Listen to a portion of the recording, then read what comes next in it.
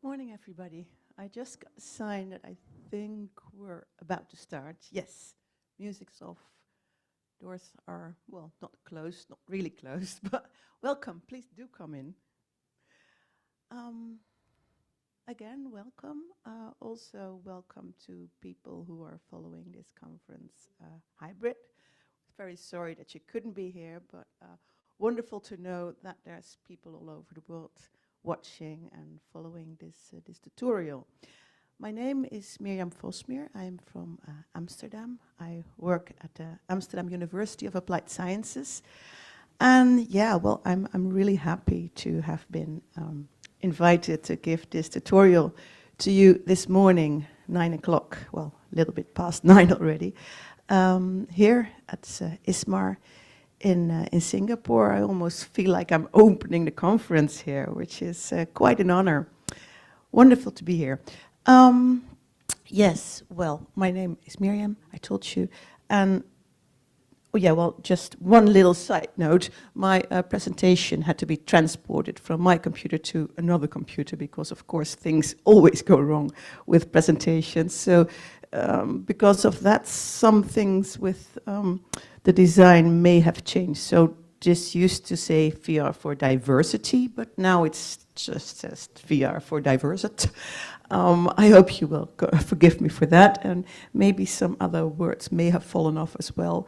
Please do know that I try to prepare something as perfect as possible for you, but we'll see how it goes. VR for diversity, that's the topic that we're going to be talking about today. Yeah, I'm going to sort of take you on a ride through what we've been doing for the last years in Amsterdam with our research on virtual reality, and also giving it a theme. So we decided for the theme diversity. I'm even going to take you back into a long time ago on video games, because, well, there was a topic that I used to study as well, and somehow it all fits nicely together. So yeah, just be prepared.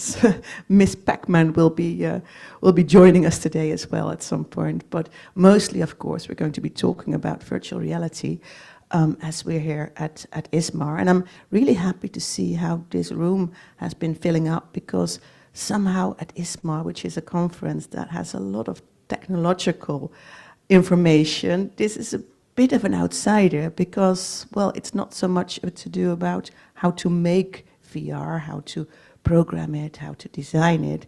It's more about, well, what can VR do? What can it mean for people? How can it be used, you know, to make things better even? I've given you a program for today. I'm going to introduce myself a little bit more, so you know who I am and where I came from. Then maybe I thought at least it'd be nice to ask some questions. At least, you know, I want to ask about who are you, who is sitting in this room with me today. Then I'm going to be introducing the research project, VR for Diversity, as I told you. And yeah, we're going to talk a little bit, not too much, but a bit about video games and gender as well.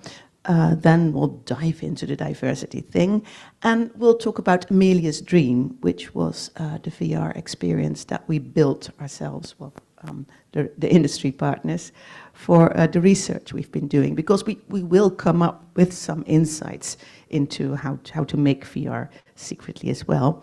And we're going to be talking about an LGBTIQ+ museum that my students made. And yeah, it's probably a little bit weird to talk about things like this in Singapore, but please do forgive me if someone feels offended by this topic. I hope everything will be okay. Having said that, about me, I used to be a soap opera writer a long time ago, which has always given me, I don't know, some sort of inspiration how to tell stories. I mean, if you're a soap opera writer, you have to tell stories. You have to be able to do it in a very fast pace. I mean, this was a daily soap in Holland, so scripts have to be written every week. So it gives you, how do you say, like really good hours of writing and telling. Then I did my PhD at Amsterdam University of Amsterdam, really, on video games and gender. By that time, we're talking a long time ago here, maybe beginning 2000, 2005, then it still was a problem that video games was turning out to be a very masculine-dominated domain. This whole PhD project was focused on what does this mean? Is this going to be a problem in the future? People were worrying about that because it seemed that if only boys play video games and only boys make video games and only boys talk about video games, then young boys will, from the beginning of their life, have some sort of, an extra into ICT and feel more comfortable with it. So we set up the research, the PhD project, to sort of investigate what this would mean, because if things would have gone the way we expected it to go, there would be like an enormous gender digital divide. Luckily, things didn't turn out as bad as we thought it would be, and video games have changed a little bit. Well, maybe they've even changed a bit more. We're definitely going to talk about that as well. So that was my PhD project. There's a picture of my daughter on the front. And what I always liked about this picture was that it looks like, almost like an old Dutch painting of a girl sitting at a window and reading a book. But instead of a book, of course, you'll see it. It was her white Nintendo DS. So that was the PhD. Then I started working at HVA, that's the Amsterdam University of Applied Sciences. And there I was lucky enough to enter a project that was called Interactive Cinema. And basically the professor that I was working for said, okay, there's a project, it's called Interactive Cinema. It's a collaborative project with the Amsterdam Film School. And you know what? You find out what it needs to be, because I'm busy. So I had the freedom to interpret this idea of interactive cinema for myself. And I mean, coming from the video game theory part, I thought, okay, so what are we going to do with that? And then I was lucky because we were talking 2013 by now. And I just went around and asked people, what is the question of interactive cinema? Yes, the professor had given me one direction, and he said, so the main research question for this project is going to be, video games and cinema are coming closer together. What does this mean? And so I went to ask people this question, what does that mean? And then in 2013, there was this sort of buzz of people saying, well, there's something coming up, it's called an Oculus, and this may be the answer to your question. Video games and cinema are getting closer together. Maybe VR is going to be what you're looking for, or maybe it's an answer to your research question. So, as said, it was a bit of a coincidence almost, because then someone gave me my first VR demo.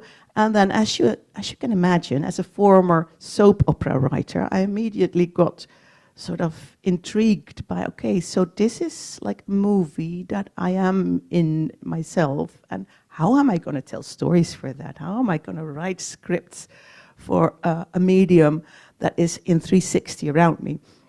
So yeah, I decided this is going to be my topic for now on. Why not? So interactive cinema started, we made some work, we did some first explorations. Then we sent in for like a big grant at the Dutch government. We got a grant to go into, to investigate the topic of storytelling for 360 media, which led us to more VR experiences, more insights, more knowledge.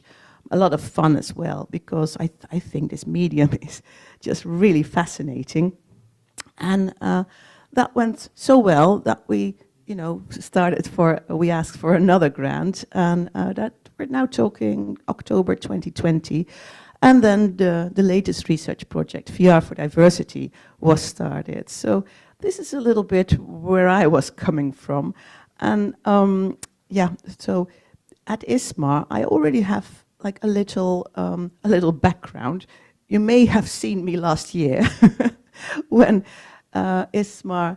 Oh no, this is 2 years ago. When ISMAR was, of course, we all remember. Who wouldn't remember? We all remember how the whole world was locked up, and ISMAR was given in Virbela, in the online world. And I don't know, maybe one of you is standing over there. So this was me. This was my my avatar, and there I was in the Virbela world giving like a talk like this, but then more about the storytelling part. I thought it was very amusing and very interesting. It was also interesting to see how Virbela was working, because I mean, I had been in virtual worlds doing games and stuff. You know, I'd been in Second Life, but yeah, Virbela was like a very serious and a very good opportunity to do more professional things online. So I ended up with the students that I'm teaching in Amsterdam to also have them do their presentations in Virbela. So that had a nice ending. And then last year, someone may have seen this as well. We did a Zoom. I think it was a tutorial, or no, it was a panel. I think last year we did a panel at ISMAR, because you know I had the money. I needed to get started, but everyone was locked up at home. We couldn't do anything, and we couldn't make VR. We couldn't, do research with VR, because you know, the most infectious thing you can imagine is taking a headset and putting it from one nose upon the other. So, well, I suppose many of you have experienced that as well. So there was no possibility to do VR research. So basically what we did, my colleagues, Christian Roth and Marijn Mado, we just sat at home and we thought, okay, so what can we do when we're VR researchers locked up at home? So basically what we did is sort of roam the Oculus store, look at different VR experiences that were there, and then sort of try to analyze for ourselves what can it tell us about storytelling? What new modes of storytelling do these new experiences show? And well, I'm not going to get into that now, because that's something we talked about last year, about how VR allows you as a user, as a viewer, as an experiencer, to interact with a story in a completely different way. Well, Wolves in the Walls, you may have seen it, when a person is talking to you, a little girl is talking to you, and she sort of addresses you as her secret friend. So that's one of the solutions you may have as a storyteller. Who are you in a story? Well, you could be like the invisible friend, and well, all the other ones gave us their specific insights in storytelling for VR. So that's about last year and the year before. So now let's get talking on the research project. This is the project that we're talking about today, VR for Diversity. So as I told you, we got a grant from the Dutch government, which was really great, because it allows you for 2 years, from October 20 to 22, just to do this research. What we really wanted to do was look into interaction. As you may gather from what I was telling you before, I'm very interested in how interactive storytelling in VR may work. And also, I have a background as in psychology, media psychology. I'm just really interested in how does a viewer react to when a story is being told in VR, and how does a user react to interaction or not. So we basically wanted to study the possibilities of interaction in VR and the media effect of that. We wanted to know whether interactive VR could make people think differently about certain topics, if it may shift their perspective. And sorry. Then, okay, so we decided we're going to have to tell stories. And then you have to have a theme, because you can't keep telling Little Red Riding Hood forever. So we decided, okay, we'll just pick a serious theme as well. So we decided, okay, so we're going to study interaction in VR, and we're going to use the theme diversity. And then for this particular grant, we need to connect to industry partners, because that's what I really like about doing research for a University of Applied Sciences. They sort of, they need you to get in touch with the industry, not just sit in an ivory tower and do your research and sort of only tell it to other academics, but really you need to do research that sort of benefits the industry as well. However, of course, we do want research partners as well, and we want educational partners. So that's the whole idea of this particular grant, that with researchers and industry, you set up new educational projects. So in the end, the knowledge sort of keeps flowing around. Well, that's, that's ideally how it goes. So I found industry partners, I found research partners, I sort of had some contacts, because of course I do work at a university as well, with educational partners. And then, well, luckily, what happened was that at some point we could start getting out of the house again and start our research, get in touch with people. So one of the first things we did was set up, well, oops, oh, no, sorry, the system is not,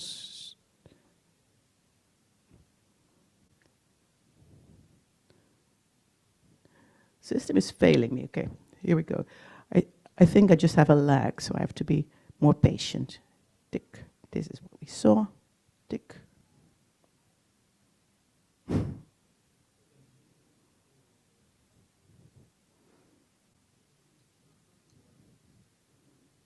Oh. Help.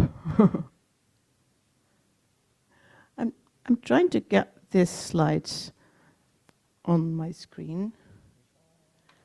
This one. Yeah. Yeah, there we are. Thanks. As I said, we were able to get out of our houses and get in touch with people. So one of the first things we did was set up a focus group. And I cannot stress enough how useful those gatherings are, because what happened here, as you see, we were together with well, you don't know the people, I do, of course. But what we did, we got together with industry partners and research partners, and we spoke about a VR experience. At that time, we were in which is like a big movie center in Amsterdam, and there was a department of the Venice VR conference, Angels of Amsterdam, which was a VR experience that was playing there. So what we did was we asked all our partners to witness it, to start looking at it, and then we sat down and we spoke about what did we see. No, we didn't see anything. Anyway, so we spoke about diversity. We spoke about what we had seen, what we had done, what is presence, what is diversity. So that's so useful, because you find that educational people and industry people and research people, they all talk about the same concepts, but somehow they all look at it slightly differently. So with any of these projects, I'd always say, get the people together and make them talk to each other and make them sort of find their common ground, make them think, explain what they're talking about and see where it all connects, because then you find that industry is really interested to learn about research, and the other way around as well. You just have to find a common language. So, well, this is a focus group. And then finally, we could start working on a script. Well, as a former script writer, I was really enthusiastic about this part, but because here I got to work and get all my all my skills together. So we started working on a script for a VR experience. And then, of course, as I said, we had chosen this topic of diversity. What is diversity? Diversity and we found that it means so many different things to different people. It can mean gender diversity, it can mean age diversity, how is VR different for people from different ages. It can mean ethnic diversity, how can VR help us to learn more about different cultural backgrounds. So that was kind of difficult. So we had to choose something, and I realized also that those choices would probably tell more about ourselves than about our public. But we had to get into it.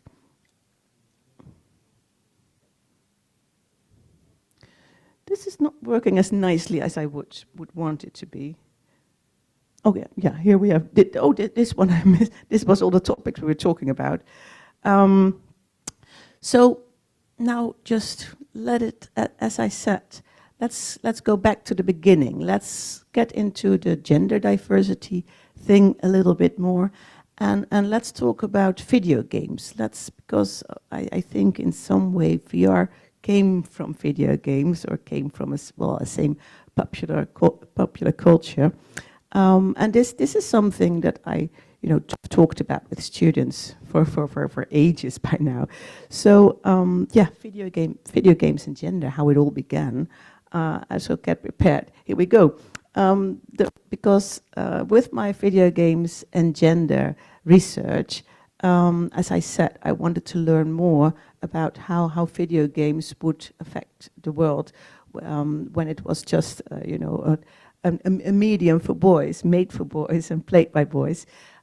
So I wanted to go back to the very beginning and think, so what happened? Why has video games always been such a masculine domain? So one of the first questions we wanted to investigate, so how did female characters get into the world of video games? So our research turned out that this was the very first female character in a game, Miss Pac-Man.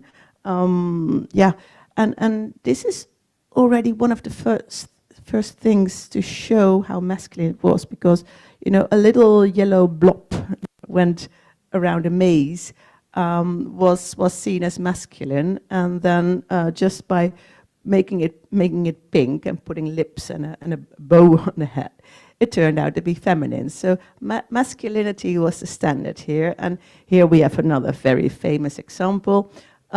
This, of course, is Donkey Kong, and here we see an interesting combination of male and female interpretation as well.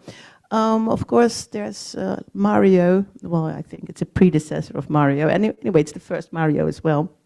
He's standing there below, and upstairs is the big nasty guy, the Donkey Kong, and there we have the first vision of Princess Peach. She had a different name then. I think she was Pauline or Toadstool. Anyway, so with Miss Pac-Man, it was about looks, and here with Princess Pauline or Princess Peach, we see it's about the role that she had in the video game. She was the damsel in distress. So it's a typical role for women in popular culture. It has been with us since the beginning of times, almost since the Greek myth. There was this role of a hero who is going out to save a woman, save a lady, save a girl. And so this was a trope that got into our culture at some point, and it was also taken up in video games. So the role of women in video games have from the beginning been it's about their looks and it's about their role. They're not active. They don't have this role of being the hero themselves. Well, this is the very first beginning. Of course, we're going to move on.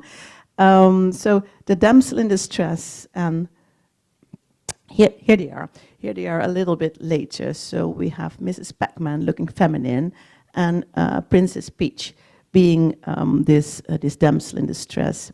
And now we get to what I thought by the time was a very interesting and almost funny thing. Now, at some point, Nintendo apparently also decided that they had to move on from the damsel in distress Princess Peach thing. So they gave her her own game. I don't know if anyone has ever played it. It was called Super Princess Peach.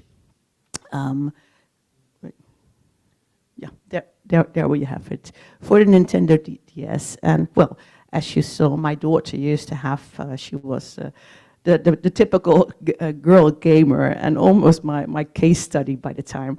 So of course we acquired Super Princess Peach, and we started playing with it. And this was so much a game made for girls, but from a masculine perspective. Because what happened was, and here we go, that the Princess Peach, of course, well, the game was exactly the same setup as it was with Mario. So she got, no, this time Mario got taken away by Donkey Kong, and then Princess Peach had to, you know, to fight all the mushrooms and whatever happens in the game. But, and here we go, her weapons were her emotions. And I thought that was such a masculine interpretation of, you know, what female power is about. So, well, she could get really angry, and then something with fire would happen, or she could get really sad, and then she'd cry big tears, and that would sort of conquer certain obstacles as well, or she could be happy. So, okay, like 1 point going ahead for Nintendo for making a female version, but 1 point taken away again for this specific interpretation of what female weapons would be. Okay, we're not going to stick too long with video games, but of course, this is a lady that we all know, and we've all seen her, and Lara Croft, of course, from Tomb Raider. And she was, like, we were talking about the damsel in distress, and Lara Croft was the first female video game lead who was not in distress. She was her own hero. She was her own, well, she could take care of herself. She could conquer her own enemies. However, and what was interesting is that she was one of the first video game characters who sort of got out of the video game culture and was also, you know, in normal popular culture or the outside popular culture. She was on the covers of magazines. However, the discussion was still very much about her looks. I was always a bit, I don't know, annoyed almost when there were endless discussions about the role of Lara Croft. Was she a role model for girls or eye candy for boys? And it was still about the looks. Well, I mean, as a gamer, you know, at some point you completely forget what she looks like because you just want to play. You just want to, you know, to find the key to get into the temple and then conquer the tiger that is luring. So yeah, good points, bad points. So this is for now, because of course we are going to get back to video games a little bit later. This is for now what I wanted to tell you about video games and gender. When I was making my presentation yesterday, I thought at this point people may want to have a short break, but we can also go on. So anyone wants to have a break or not? No, because we're having tea time at 10:30. I don't know what the time is right now. Okay. Then what I would like to know is a little bit about you as well. So tell me, who's from Singapore here? No one. Everyone's from abroad. Anyone into video game research? A little bit. But most people into virtual reality research, right? So who's from Europe? One person. Oh, yeah, some people from Europe. Okay, hope you've conquered your your jet lag by now, as I have. who's from the States. States, hi. Anyone wants to tell, are you from academics? Are you from the industry? Anyone wants to share what's your outtake in this? Maybe tell us a little bit about where you're from or what.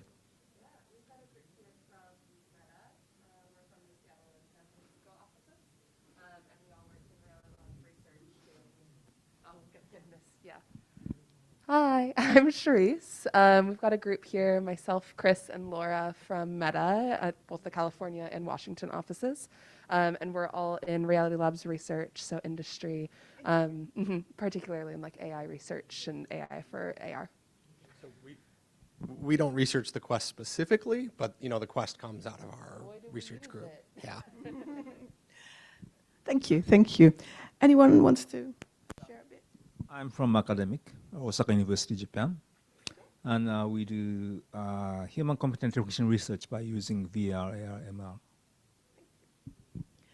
Anyone else wants to share a bit about who you are? I'm Al Hassan Maklad. I'm Egyptian, but I work in Germany at TTO Ilmenau. I research avatars, mostly the representation of avatars in augmented and virtual reality.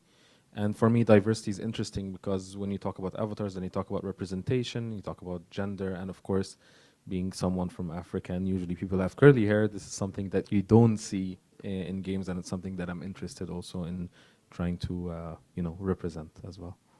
Thank you. Nice to be here. So let's get, I'm sorry, is it okay if I walk that way? let's.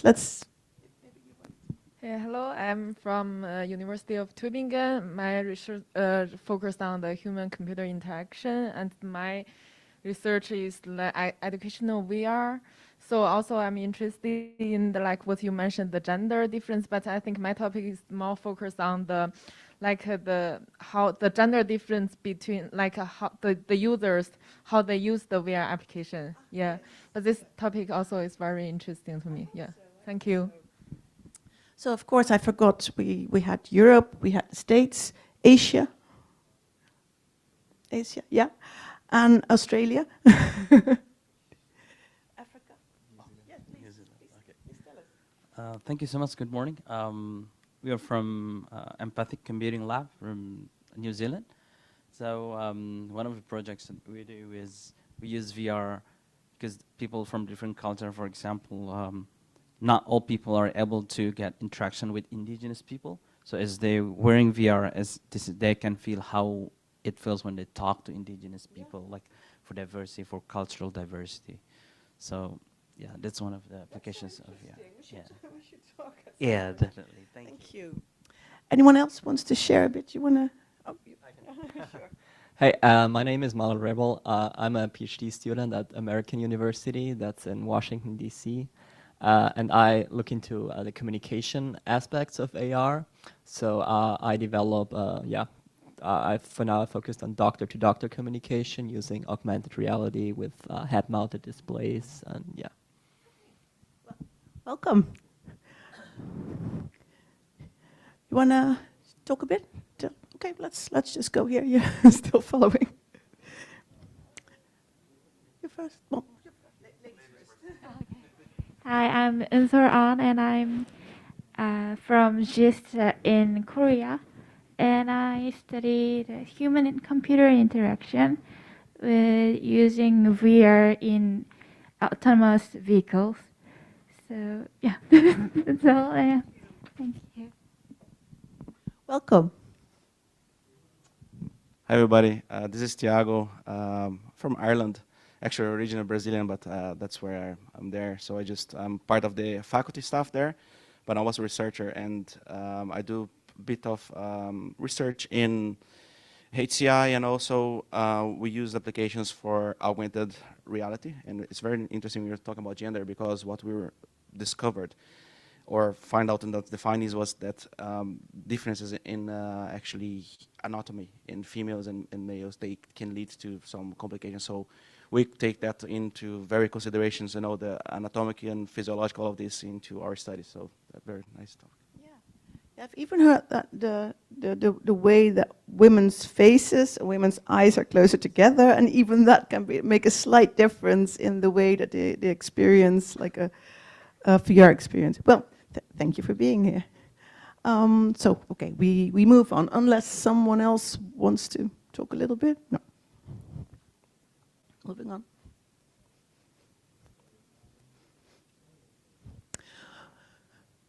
So I think later on we'll also have time for some questions, and I've understood that also the people who are following the conference in a hybrid mode can ask questions on Zoom, and then the nice lady in the back of the room will, you have to raise your hand on Zoom, and then you'll be able to be chosen, and then you can ask a question, and this will be transported to me at some point.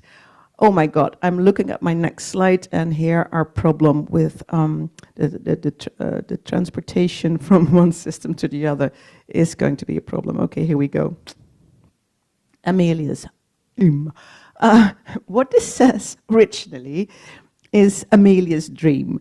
Okay, let me explain a little bit to you.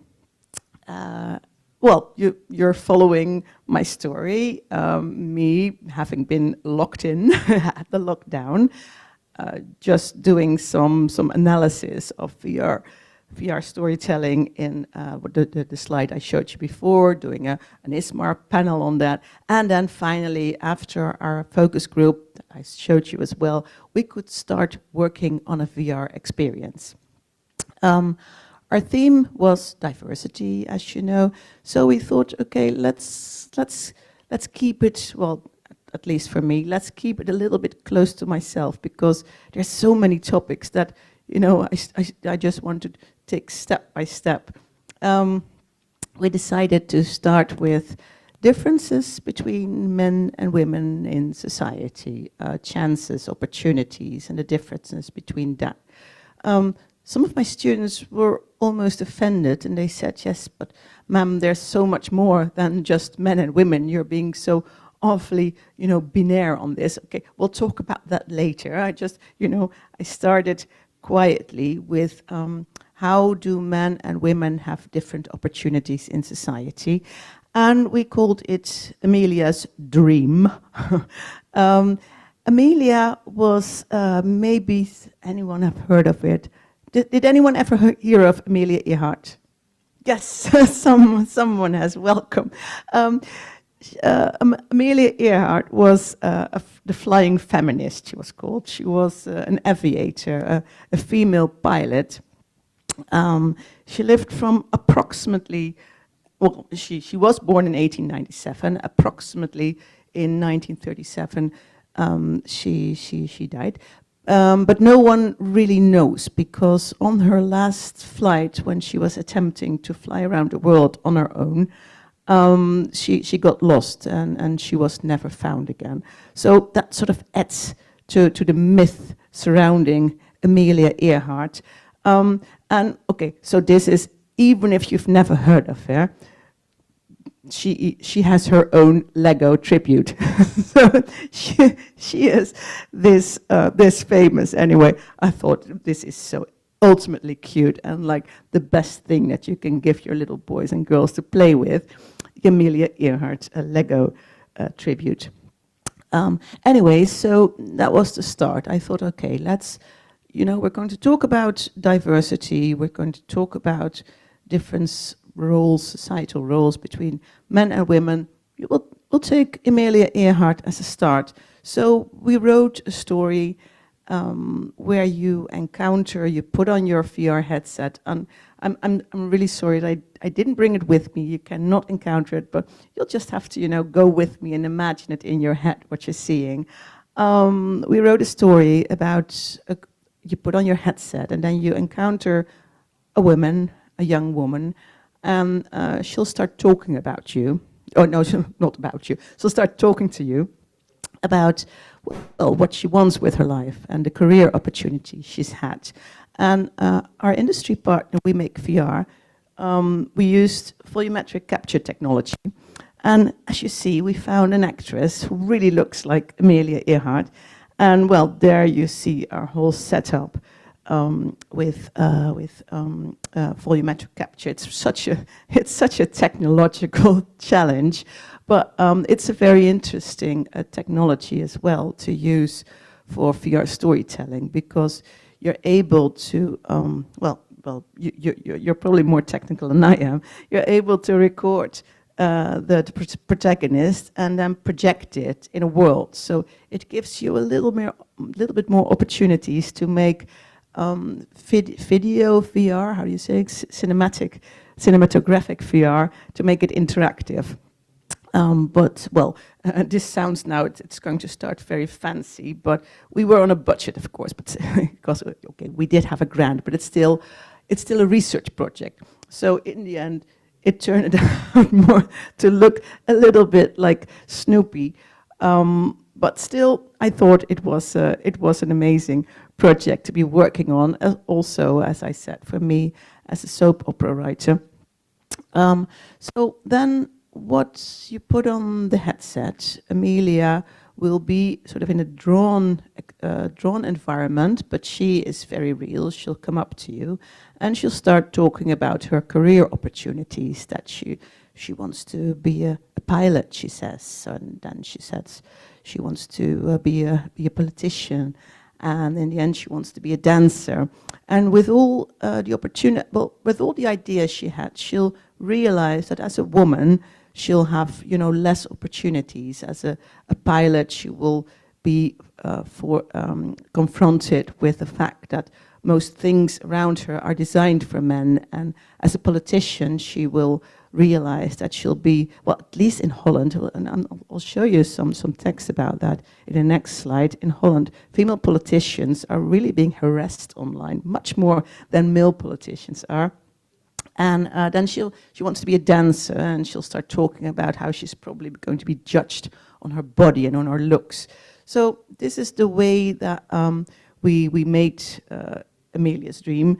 This is a book that I found really valuable. It's called Invisible Women, and it's exposing data bias in a world designed for men. It's got all these things in it about how medicine, new medicine, are being tested mainly on male participants. So many things in this world are designed for men, like car seats are there. They're all always tested on male puppets, and medicine and spacesuits. There's online hate against female politicians and women being judged on their looks. So those are the topics that Amelia will start talking to you about in this VR experience. And at some point you'll have this, again, apologies for the design that went wrong. This is really bothering me. I don't know about you. Those are real texts that Dutch female politicians have received when they were out in the open. Sigrid Kaag, she was going for president. And so these are the texts that people send her. And I think it's a worldwide problem. She's a complete lunatic. I'm not even going to read it out. And I'm going to hurt her so badly. This is the way that people talk to each other online. And I thought, well, I'm just a researcher, but the least I can do is sort of give it attention and not imagine that it's not working. Okay, challenge here. Let's see if this is good work. Yes, this is what it looks like a little bit. This is what, and the idea was, as I told you, that we want to investigate interaction. Okay, so we made an A version and a B version. Hey. And Hello. yeah, so there she comes. In the version A, people have to interact. They have to pop the bubbles to, there she is. They have to pop the bubbles to make the story go on. It's not an interactive story in the sense that you can make choices for the story, but we just wanted to know whether people would feel more presence or more engaged when they had to pop bubbles. And in the B version, nothing happened. You just could sit back. The experience was exactly the same. It was just that you didn't need to do anything. So this is almost going back to my first research question. What's the difference between video games and cinema? Have we talked to us? Well, while ago. she just keeps talking. So this was our research setup. We had an interactive version and a non-interactive version.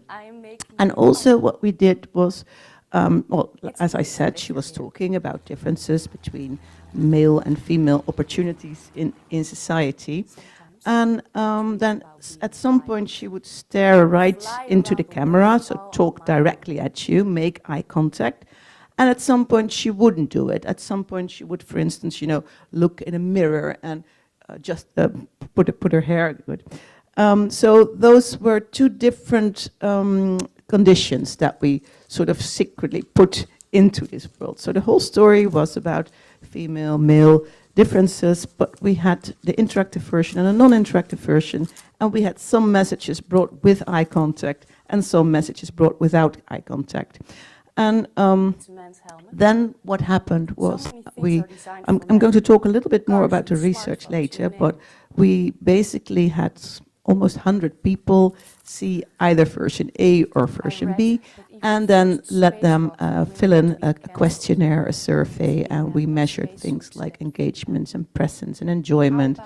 And then even some outcomes will be reported on this. So, well, that's Amelia for you. I think, yeah, at this point she will look, and then the first, yeah, here we see her in her airplane as a pilot, and it looks a little bit like Snoopy. But I think this was actually like a really nice technology to be able to combine the cartoon-like features and the cinematic features. So that's what, yeah, what this technology will do to you. Also, it makes you play with proportions. So you can make her like very small or very big, and in the end, we're also making her dance like a little ballerina in a box, so box opening, and she's dancing. So this was also for our industry partners like very interesting to work with, to see how volumetric capture technology can work in, well, in presentations like this. So, and here you watch the text that we discussed earlier. So, well, we're not going to watch the whole Amelia, so see, yeah. As said, it's about societal inequalities between men and women, an A/B test, an interactive version and a non-interactive, the gaze test, eye contact versus no eye contact, more than 100 respondents. This is when I realized how difficult it is to do VR research. Like, I mean, you've done your lab research, but to have 100 people watch a VR experience, you have to make them do the onboarding and be aware of it may be first-time users. You have to be aware whether they are going to fall down or feel dizzy. So I thought more than 100 respondents. Of course, we would have wanted to have more, but 100 was already very interesting. Yeah, so here we move a little bit with, this is, well, those are the 100 people. This is the survey that they filled out. And so the research questions: does interaction lead to better recall of content? So this was our A/B test. Well, you've been informed now about the stories that we were sharing, and in the A/B test, we wanted to know if people would, if they had the opportunity to tick bubbles and to be active in the story, would that lead to better recall of societal inequalities? Does it lead to higher appeal, interest, and insight? Do they find the content more interesting when they have been engaged, when they may have felt that they're, actually a part of it?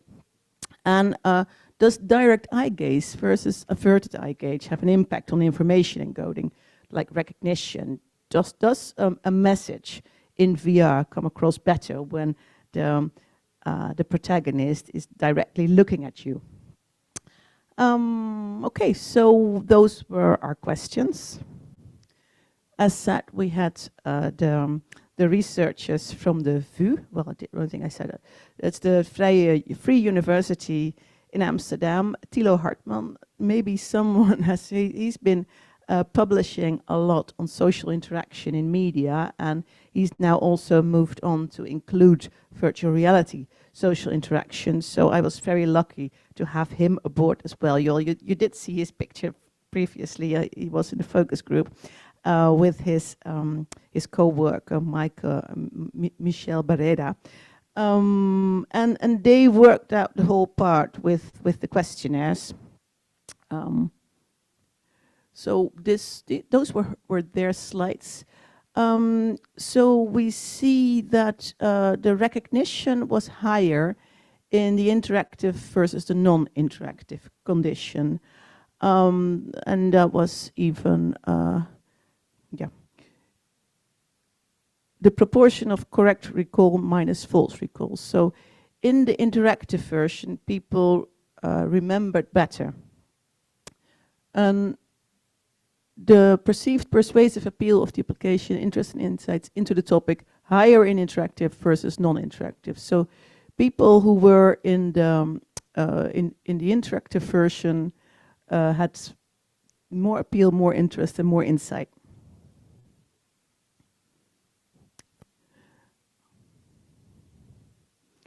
So the conclusion that interactivity might hamper deep processing, yet trigger greater appeal and promote insight. And then this for me was the most interesting part. So does direct eye gaze versus averted eye gaze have the virtual agents have an impact on information encoding? And this is almost stuff that I feel this is going to be, how do you say it? Almost a little bit scary to know these things, because and now I'm going a little bit outside the topic. With the upcoming metaverse, people are going to be making more and more advertisements and commercial content in VR. So this direct eye gaze, at some point I think, do we want to investigate this? Because we definitely found a difference there as well, that eye gaze definitely had an impact on the amount of information that was being recalled. The eye gaze seems to support deeper processing. So yeah, it's almost a scary idea that we managed to. It's not that surprising, but it's interesting that we've been able to find the results on this. That the information that Amelia was telling you while she was looking directly into the camera was better processed cognitively than the information she was telling you when she was looking at something else or looking at her own reflection in a mirror. Yeah, I think it's important and interesting content. However, I think we need to be aware of the fact that this does not get used commercially too enthusiastically. I thought that at 10:30 it was time for a tea break, but it's not 10:30 yet. It's only 10:06, right? Okay, then we'll just move quietly along, and probably this tutorial is going to last less long as we expected, but that's okay. We'll just go through with it. We're going to get back, instead of a tea break, we're now going to talk more about VR for diversity, but we're going to go back to the topic of video games a little bit more. Because what happened, and I thought that was actually very interesting, while I was working on VR for diversity, it's sort of, I don't know, it became a bit of a buzz at the Amsterdam University of Applied Sciences, and I got more and more students who contacted me, Miss, can I work with you? Because I'm really interested in the topic of diversity. And could you please, coach me, or could I do my internship with you, or could you coach me with my final thesis? So we became a little bit of a diversity bubble at our university. And at some point also a co-worker of mine, Nikki Heijman, who was doing a master in media studies in Utrecht, and who was also a lecturer at the game design minor, where I am involved with as well. He came up to me and he said, yes, I want to do something with video games, but I want to connect video games to diversity as well. Could you please, give me an internship on that? And well, of course, I said yes, because I thought, okay, let's see where this can take us. Let's see what this will, what we can find out. So we thought, okay, then we need to have a good case study. We need to find something on video games where we can explicitly investigate the notion of gender diversity, but also let's look at a very recent example. And then we came up with Final Fantasy VII. I mean, I don't know if there's gamers in this room who've played it or who've known. I see people nodding, yes, thank you. Final Fantasy VII, it's considered one of the best video games ever made. It's got an immense story. It's an amazing world. 1997, so that's quite a while ago. Then 2 years ago, it was announced that there was going to be like a remake. That's what people do nowadays. They even make remakes of video games. It's like, taking an old movie and doing like a later remake. So Square Enix decided to make a complete new Final Fantasy VII. It's called the Final Fantasy VII Remake. It's when the first part. Oh yeah, they're going to do it in many parts. It's amazing. So the first part of Final Fantasy Remake was presented in 2020, and here we see this was what it used to look like. You got your very pointy avatars, and this is the new version. So yeah, it looks amazingly different, and still the story is the same. So that's wonderful. So this was our case study for our gender diversity topic, because Final Fantasy VII featured some pretty homophobic scenes. So this was still in '97. This, you could do this. You could work with jokes about it. And well, Cloud, that was the guy who's the main character. We saw him in the previous slide. At some point in the story, we're not going to go too deep in it. The fact is, he has to cross-dress. He has to dress up as a woman to save the girl. Okay, so it's another outtake of a damsel in distress. He has to secretly enter a building dressed as a woman to save Aerith. And this is so. Here we see him in the '97 version, dressed in a frock, and well, you see from the look on his face, he's not too happy about it, and he gets laughed at. Everyone is just making fun of him, and it's taken for granted that this being dressed up as a woman, it's really the most humorous thing that you can imagine. What a joke! And yeah, here we see him again. This is, I think it's in a dressing room, and there's all these really masculine guys who are making fun of Cloud, who's dressed up as a girl.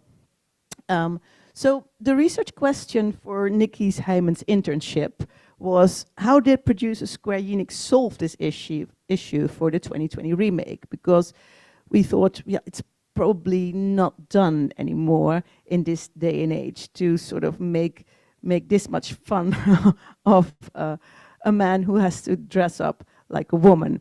So this was his research question, and I mean, okay, I don't know about you, but this is like, I love this kind of research. We got to do desk research, we got to do the game analysis. We wanted to see what did the producer do with this. Game analysis and desk research, and yeah, I'm just going to show you. It's a bit of a long scene, but I think by now we can use a little diversion. So imagine this scene that was in the 97 version. Cloud was being made fun of, and then in the 2020 version, it's it's this. Let's see. It was called A Celebration of Queerness. Maybe turn the sound up a little bit. Can you imagine? This is what video games look like nowadays. Imagine, you know, think back of Miss Pac-Man.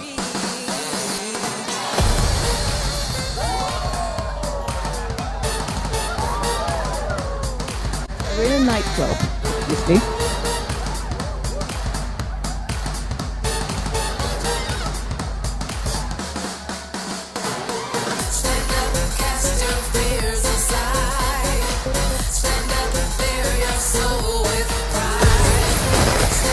Proud and pride. There's Aaron, and there he goes. There's Cloud. That's not Cloud. That's the guy who's leading me.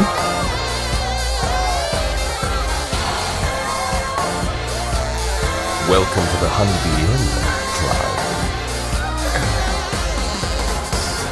You seek my approval, do you?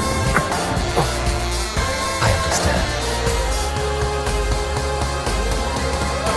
But those who crave my favor must first prove that they know how to move.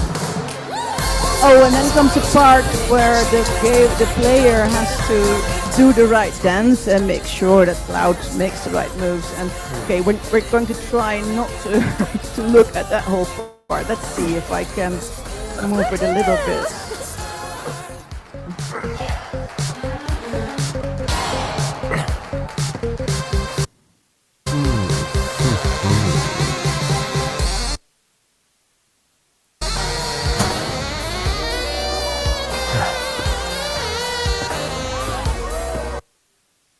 I don't want to have to make you watch the whole part, but I'm not really sure how. Think you can follow my lead? If we can move into the video a little bit further.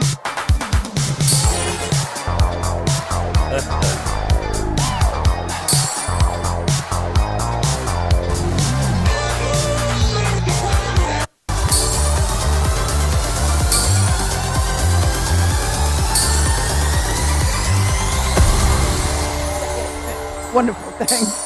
It's okay, we didn't have to watch the whole. So this is the end of the dance. Nice moves!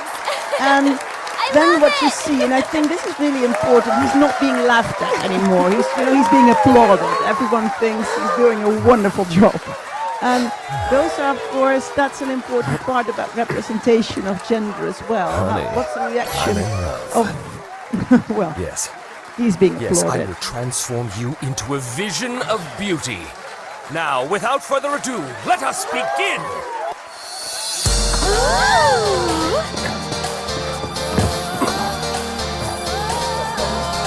It's quite the opposite of being laughed at. He's being applauded and celebrated.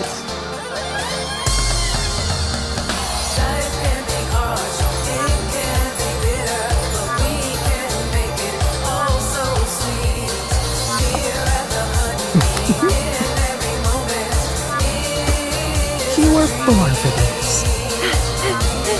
Well, I think Square Enix did a fairly well try at, not making it feel like he's being ridiculed anymore. It's celebrated, and I think they did a really nice job with that.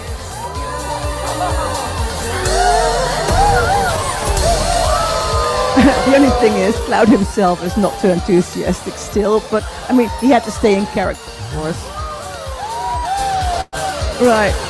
Well, okay, I think that's it for Cloud, but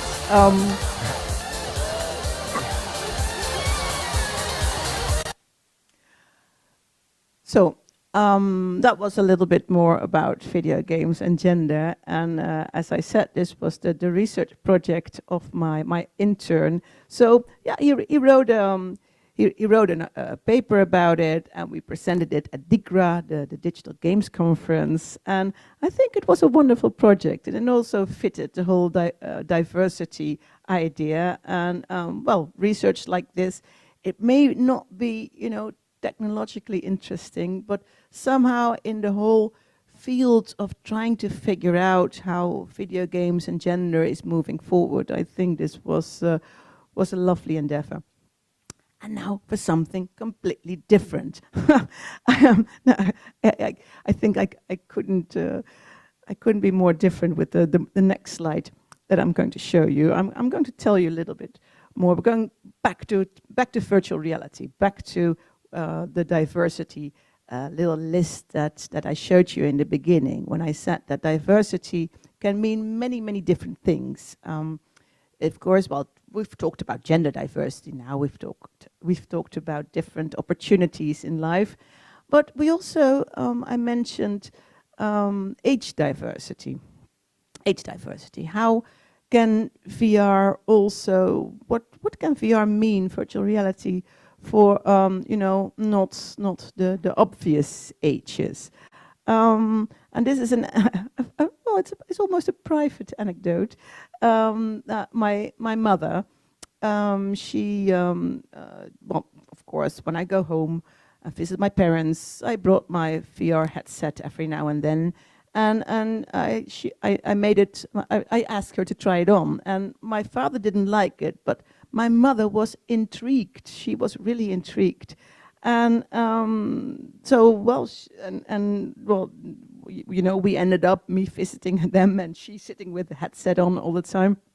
So at some point, my brother and I decided, and also because I thought, well, you know, I've used my daughter as a case study, and I thought, okay, why not use my mum as a case study as well? So yeah, here we see my mother with, this was, yeah, a couple of years ago. No, I know exactly. It was 2020. In 2020, in January, we decided to give her, this was the Oculus Go. It's been taken out of production, and this is really something that the world maybe should acknowledge at some point. It was really very useful for people like my mum, who, you know, they don't want difficult controllers. The Oculus Go just had one little controller with, I think it had only has 2 buttons, maybe 3. So she was really happy to have her own headset. And well, it's been mentioned before, what happened then was that the world got into lockdown. And it turned out to be like the most perfect present ever. Because for her, as of course, you know, 74 being a risk group, my parents were advised not to leave the house at almost, you know, the regular things, doing a little shopping. And my mom is like an adventurous person. She wants to go out. She wants to travel. She wants to get in the car and go to France and go to Germany and whatever. And here she was just being in the house. But she's adventurous, so she was also adventurous in VR. And she found out on her own how YouTube VR works. And she was traveling. She was traveling to Venice. She was traveling to Japan. She was traveling, you know, to see the Himalaya. And I thought that was such an interesting opportunity. So she's not gaming. She's not doing all kinds of serious things, not educational. It's more like something to call positive technology, how technology such as VR can make the world, you know, can make people feel a little better, because it's something, she had something to talk about. She was sitting in her home all the time, just with my dad. But she, you know, she could travel to Venice, and she could experience the canals of Venice. And she told me, I don't need to go there anymore. I've seen it. So this is something that VR may mean to people as well at some point, for people who cannot leave their houses, be it because of physical problems or lockdown problems or what have you. So yeah, my students would, of course, I sort of urged them to make this into a research project as well. We had, yeah. So this was a project that a group of students of mine did. This is the Amstel Park. Amstel Park is a famous park in Amsterdam. And what they did was they put a 360 camera. There's a little train going through the park. They put the video camera on front of the train and just, you know, made a video of you put a headset on and you just go around the park. At some point, there's also a drone involved. And yeah, there's a petting zoo. So not too complicated. nothing too fancy. And they tested it out. They went to a home for the elderly and people, you know, who couldn't leave the house. And what I found interesting about it, they also included the environment. So they set up a room, they designed a room that was already a little bit sort of in a park atmosphere. They did some things with a ventilator, so if you were on the train, you'd feel the wind in your face, you'd smell a little bit parky things, I think things with grass or something. So they designed an environment that would already immerse you a little bit in a park environment. And I think the students who did the testing, they went over there and they made people, they asked people to watch it. The students came back and they were almost emotional because they said this was such a special thing to witness. They said there was one of the gentlemen started crying because he hadn't been to a park for such a long time, and now it almost felt as if he was really there. And there was a lady who did not want to return the headset. So that was like a big success. So this is a bit of a topic talking about VR for diversity that I want to move on with as well, because I think it's as we're here talking about new technology and, you know, making VR more and more special and diving deeper into the technological advances, I think just also thinking about what can it mean to people, and it doesn't even have to be that special. It can just be, you know, a VR 360 video, but what it may mean to people is a lot, apparently. So I think this was a very interesting project as well. Yeah, I think we're just going to move on to the end. I have 6 more slides to go, so I know it's almost tea time, but I'm just going to end this maybe a little bit later than 10:30, but just stick with me, and I promise you I have some more interesting things to show you. So this was VR for diversity, talking about age diversity. And then I had another group of students that I asked, because I still had some money from my research project, but I'd already done Amelia's Dream, so I'd already done the research that I really wanted to do. I just thought, okay, I'll just throw some money in their direction. And the only thing I asked them was, okay, it has to be VR for diversity, go. And then the students came up with, they wanted to do something with LGBTQ in a VR museum. Well, this, as I said, it was an open assignment, and they made an experience, and they wrote, we wrote a paper about it, which was presented eventually at CHI, so it can be looked, and so that's the paper that was presented. This is the assistant that was Sky that worked with it. And here we have another. Virtual reality is one of the technologies with the highest projected potential promo for that the growth. students make. A simulated experience where a person is able to deeply explore an artificial world. Using this technology, we created an informational yet fun experience that would educate people on LGBTIQ culture. We built a virtual museum space, a showcase of pride stories and media. Visitors can roam freely throughout the space, just like a real museum. Throughout the experience, an audio guide will always be with you and tell you more about the things you see. Within the HVA Pride community connects LGBTIQ students and teachers. In this museum, we want to highlight this community, sharing their stories, campaigns and projects. We have also included the genderbread person, a fun and interactive way to learn how genders work. A light-powered world map showcases acceptance of same-sex marriages globally. We have teamed up with award-winning LGBTIQ photographer Wolfgang Tillmans, showcasing some of his most influential photos in the gallery. In virtual reality, for the first time ever.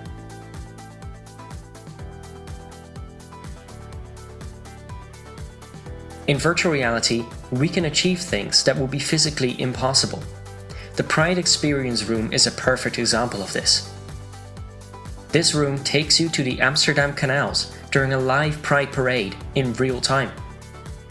This is a level of immersiveness real museums simply cannot offer. By combining all of this in a one-stop digital space, we have made learning about LGBTIQ more accessible and fun. We cannot wait for you to try it.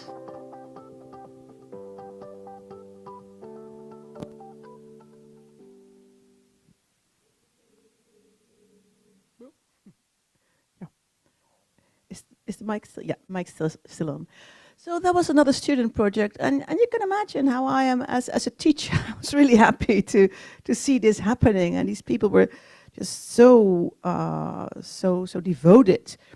So Virtual yeah, no, not again.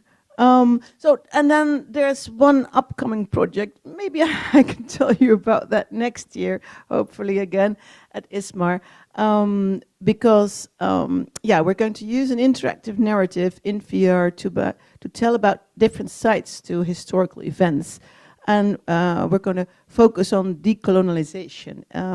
In Europe, it's a thing at the moment. For instance, in places like Portugal, but also in Holland, how we look at our art, at the historical art museums, and well, we have, you know, in Rijksmuseum, the big museum in Amsterdam, there's all these paintings of our colonial past with, you know, enormous images of plantations, and that used to be brought as like a wonderful thing of Dutch history, but now there's like a movement going on, which is really important, I think, that almost urges museums not to just look at it from the Dutch perspective, but also with, if you have an image of a plantation, that like almost a disclaimer is being added, saying that, you know, for the people who were working on the plantations, life wasn't nice at all. And those plantations weren't as glorious for them. So this is what our last VR for Diversity project is going to be like, interactive narratives to tell different sides to historical events. And for instance, also show how people nowadays look at these paintings, descending from either the persons who were made slave or the slave owners. So yeah, I think this, I really do hope that this is going to be an interesting project as well. And well, this is what we did for VR for Diversity. And yeah, I think we've exactly made it to the tea break. This is the output that we've made thus far. We have the paper about Final Fantasy, we have the paper about the virtual museum, we've got a paper about Amelia's Dream, and we've got the paper, the first thing I was telling you about, the exploring narrative novelties, when we were analyzing storytelling ways in VR. We also have a website, vrfordiversity.nl, where you can find all the information and look at the videos and download the papers. So this is it for this morning. It's shorter than I promised, but I do hope that you've felt inspired and entertained. And this is the final slide. Thank you so much for your attention.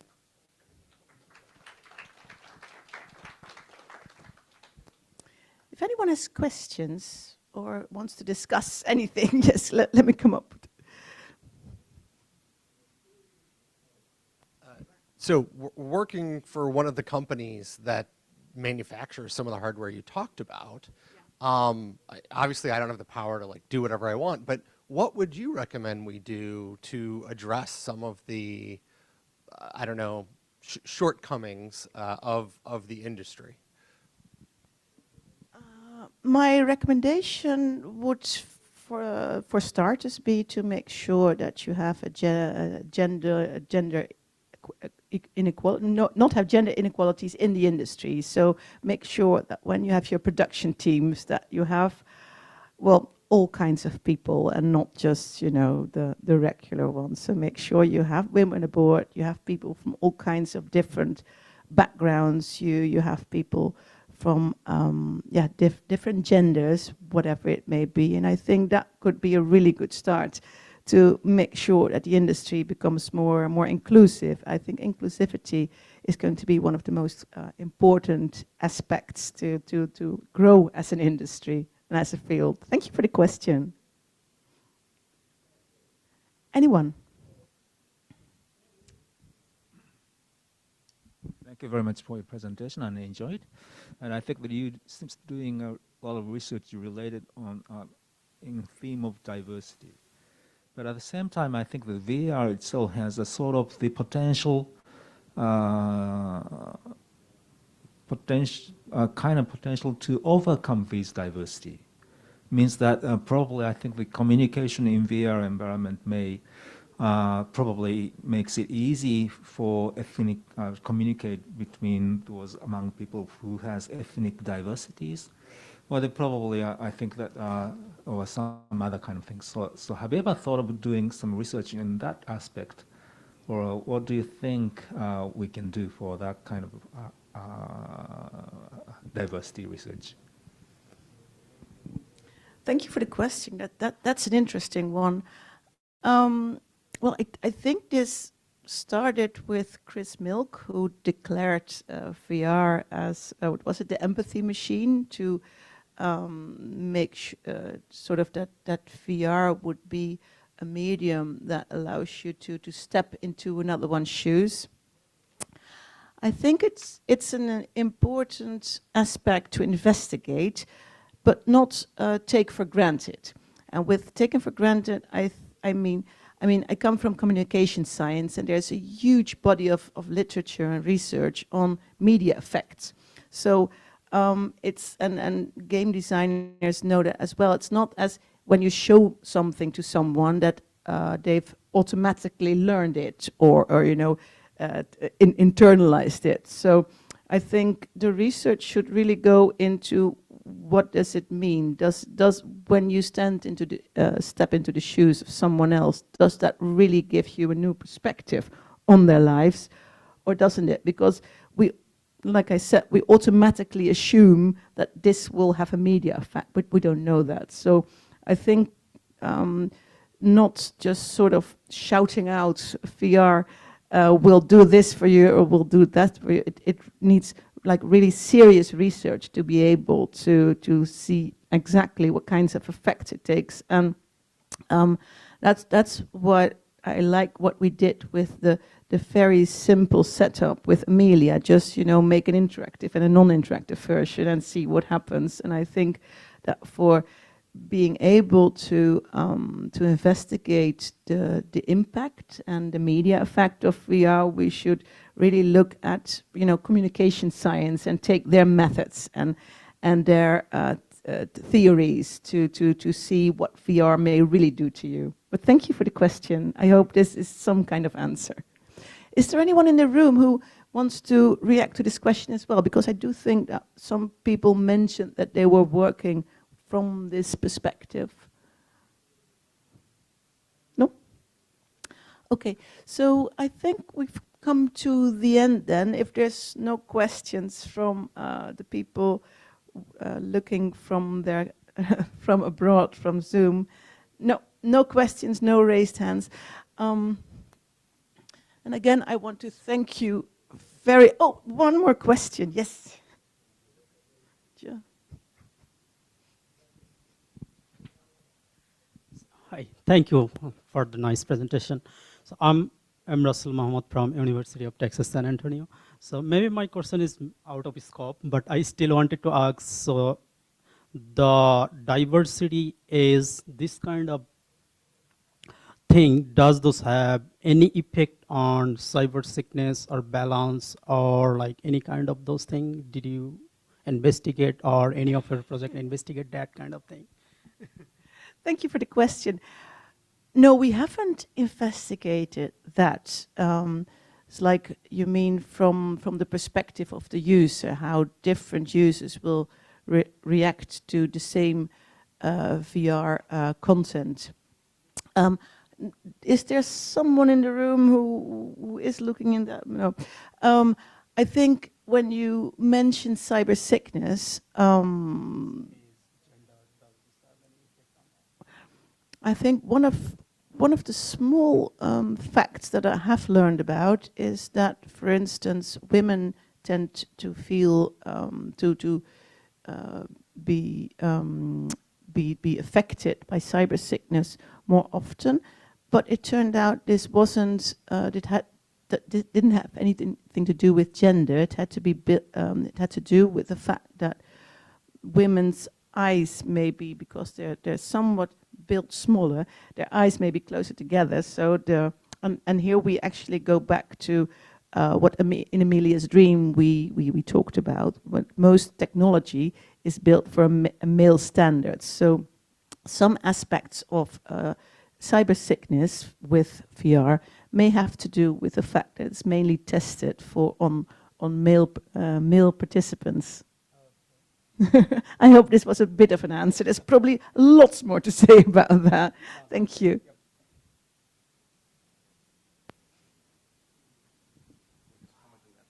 Yes, please. Yeah. No, just a comment on that. So the group that we have there in the university, so what we try to do is always ensure gender balance in all of the tests that we do. Okay, so we look at performance, we look at like subjective information, all of this. So one of my friends, she was only working for cyber sickness, trying to understand cyber sickness. And there was no difference actually in terms of cyber sickness. What we actually found was in terms of like kind of performance, some of the groups, like for example, female groups, they performed better for some of the tasks differently. But in terms of cyber sickness was actually it was actually the same. So I think it depends more on the person if they don't see that technology often enough, so that's going to be one of the cases, that they can get more cyber sickness, for example. So just a comment on that. So if you say like female perform better. Sorry, say that again? You say female perform better in your research or in your practice? Female what? Female Perform better. in some tasks, yes. So for example, tasks that require them to learning, like for example, short-term learning, so that most of the, I don't know what you want to comment that. You look for gender, right, as well? Yeah, so in my case, I do research in auditory attention, and then the task was to listen to a short story with distractors, and in my experiment, so female, they were able to remember the story with distractors, but it's something, I'm still processing the data, so what I think is that I'm assuming that men, they are more focused on completing the task rather than thinking about what's happening in the background. But women, on the other hand, they try to pay attention to everything, so they try to process everything that's happening in the virtual environment.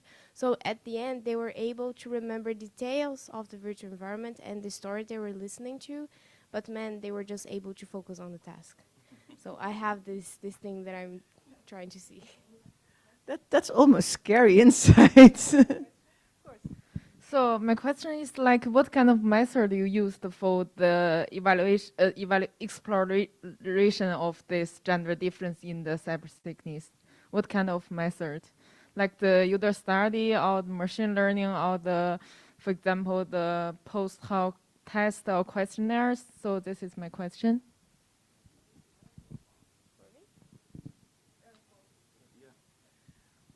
So actually, the protocol that we have, actually, we can share that, with you. But in terms of cyber, all of those we do a pre-test and a post-test. So pre-test we do like baseline of like physiological responses, and then questionnaires for cyber, for example, before how are you feeling? So you have any cyber sickness, all of that. So then they do a test, and then after the test, there's a second questionnaire. In that questionnaire, they say what rate. So maybe because they took like maybe 5 minutes, 10 minutes, they actually forgot the answers. So they actually see, before was cyber sickness of 3, now it's a 4. They don't even realize that there's a difference, but there is a difference in that. So that's why sometimes you can even get like negative values, because they could say, I feel nothing now, but before I was like a negative. So that's one of the ways to achieve that. The only thing is like if you have the proper sample size, you know, and consider the gender balance, that's so you would see the data, all the results in that data. So that's what we found in some of the studies there. Thank you for that.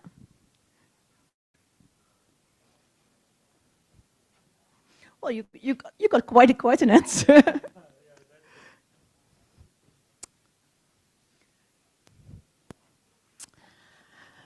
So, well, I mean, I'm looking forward to the next days of ISMAR. I mean, you know how it feels when you the very first day and the very first hour you already did your task. So now I'm just going to enjoy all the talks and the social events. And you know, when you see me and you want to have a chat, I mean, I've told a little bit about myself. So please, let's hang out and talk about VR and VR for diversity. And thank you again for being here this morning, and hope to talk more in the next days. Bye everyone at home as well.